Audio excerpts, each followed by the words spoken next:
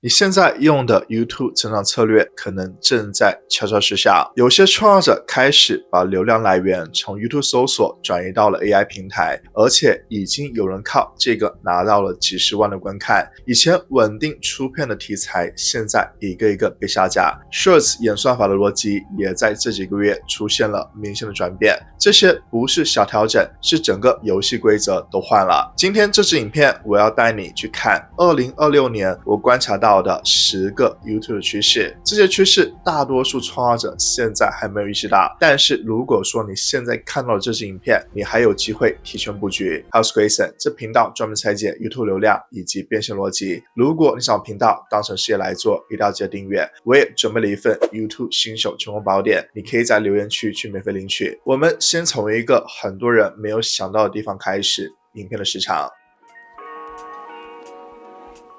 大家常常都在聊 YouTube Shorts， 但是我想先从长影片说起，因为这里有个数据，我觉得大多数人都低估了它的意义。针对顶尖的 YouTuber 大规模的研究显示，从2022年前后，头部的创作者平均的影片长度出现了几乎翻倍的跳升，平均值来到了37分钟。中位数也达到了21分钟，短短几年，这个数字就发生了如此巨大变化。为什么呢？ YouTube 官方公布了一个重要的里程碑，来自电视的观看时间首次超过了手机，而且电视观众的行为模式跟手机用户是很不一样的。他们坐在沙发上面，打开 YouTube， 心理预期就是要看比较长的内容，就像是以前真的在看电视节目一样。这对于你的意义是什么呢？如果你现在打开后台数据，发现有相当比例的观众是在电视上去看你影片的，这就是一个讯号。你可以尝试拉长影片的长度，可能会带来更好的留存率以及观看时间。但是这里有一个临界点要注意，从数据上来看，超过60分钟之后，表现会出现明显的下滑。原因不难理解，对于观众来说，点开一支1小时05分的影片，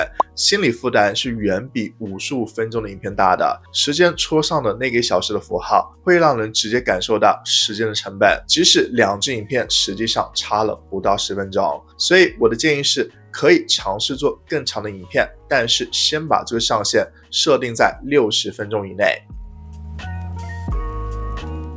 接下来我们就来聊 YouTube Shorts。如果你现在有注意到 YouTube 的首页的版面，你应该已经发现了它变了，而且变化的幅度是很大的。大约1年前，首页的版面是2排长影片加上1小排的 Shorts， 几个月之后，长影片缩减到了2排，但是每排变少了， Shorts 那排稍微变大了。而现在 Shorts 它占据了一整个超大的区块，长影片反而缩减到了只剩1排，这不是意外的版面调整，这是 YouTube 在用界面的设计来告诉你他想要推什么。为什么 YouTube 要这样做呢？原因其实很直接， TikTok 还有 Instagram Reels 这几年抢走了大量的短影片的使用时间， YouTube 它是需要用 Shorts 来把这部分的用户留在自己的平台上的。版面给的越大，用户他停留的时间就越长，广告的收入就越高。 YouTube 推 Shorts 本质上是一个防守跟进攻的商业决策，跟创作者的利益是没有直接关系的。从版面的变化，你就能够直接反推，首页给 Shorts 的版位扩大了，流量自然会跟着往上走。这个趋势从2025年初开始就明显了，现在已经稳定的在一个比1年前高出许多的首页上面。那这对于你的频道意味着什么呢？如果你现在完全没有在发 YouTube Shorts， 那你正在错失一个平台主动帮助你曝光的机会。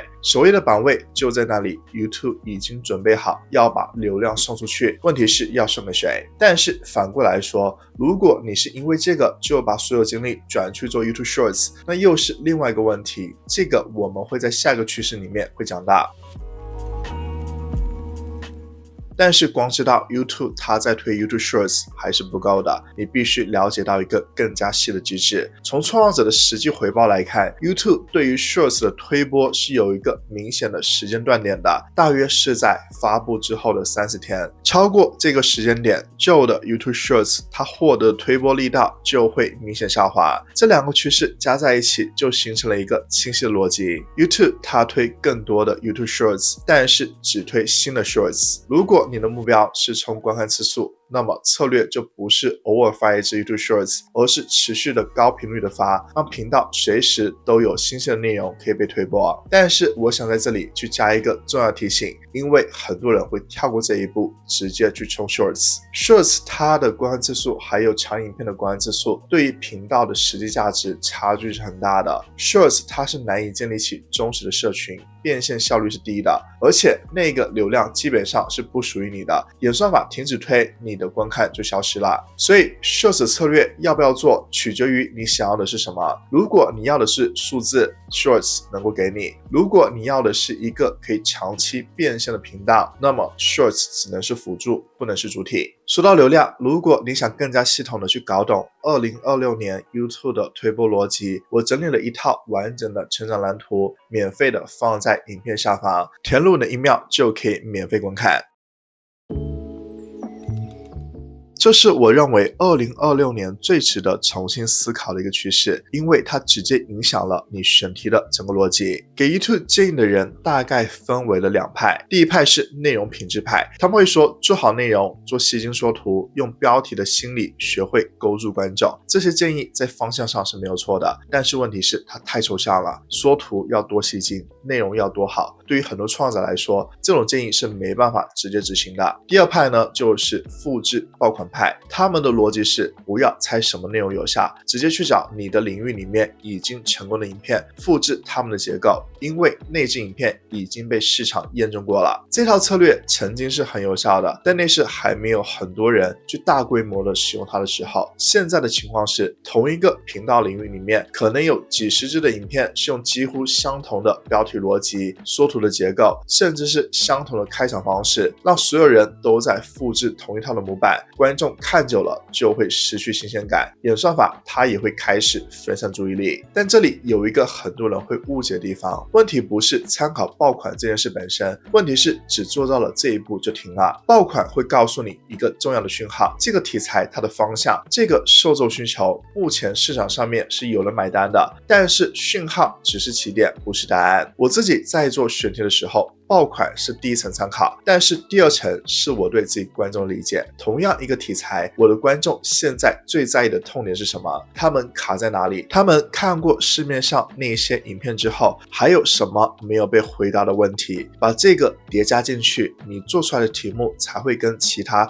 复制同一支爆款影片的人不一样。工具是可以帮助你验证这个判断的，哪些关键字它是有搜索量，哪些题材的竞争度还不高，观众在留言区在问什么。但是工具给你的是数据，把数据变成一个真正有角度的题目，还是需要你对观众有真实理解的。2026年纯复制的空间越来越少了，但是懂得用爆款当讯号，再叠加自己对受众判断的创造者，反而是会因为竞争者都在无脑复制而脱颖而出的。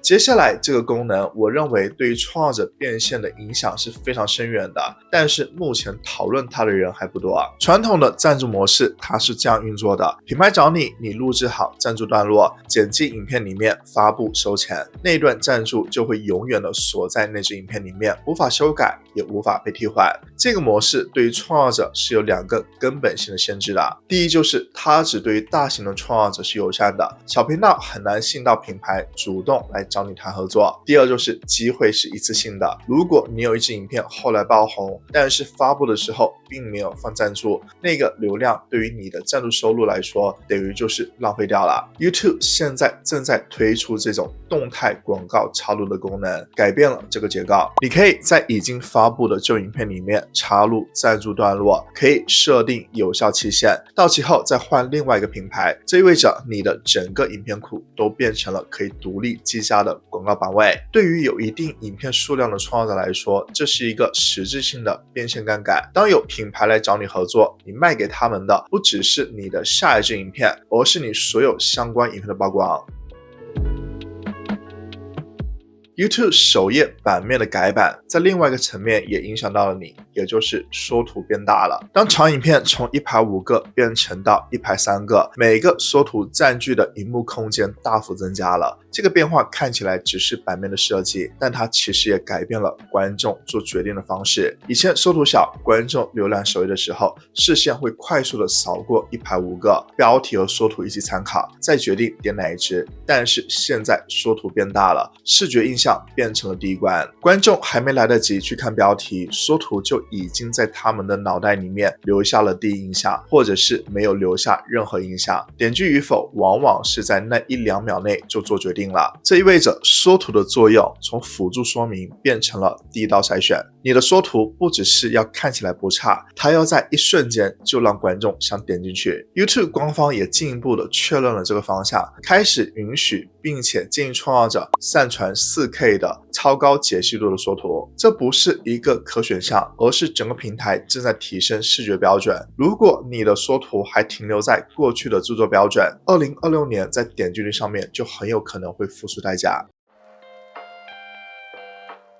如果你去观察顶尖的 YouTuber 这几年的影片，会发现一个有趣的趋势，他们说话越来越简单了，用词更加直接，句子更短，几乎不用专业的术语。这不是巧合，而是一个有意识的策略。道理其实不难理解，你的影片触及到的观众，他们的背景是各不相同的，有人是你领域里面的高手，有人是刚入门的新手，有人甚至只是路过好奇点进来的。当你用复杂的语言说话，你在无形中设置了一道门槛，把一部分的观众挡在了外面。但是当你用最简单直接的方式表达了同样的逻辑，所有人他都能够跟上，观众他的留存率自然是更好的，演算法他也会给你更多推播。这里有一个很多人的误解要澄清，说话简单不等于内容肤浅，你可以讲很深的逻辑，但是用很白话的方式说出来，这2件事是不冲突的，但是需要你刻意练习。所以在2026年，如果你还没有意识到这件事，可以去试着回去看你的旧影片，你说话的方式一般人真的能够听得懂吗？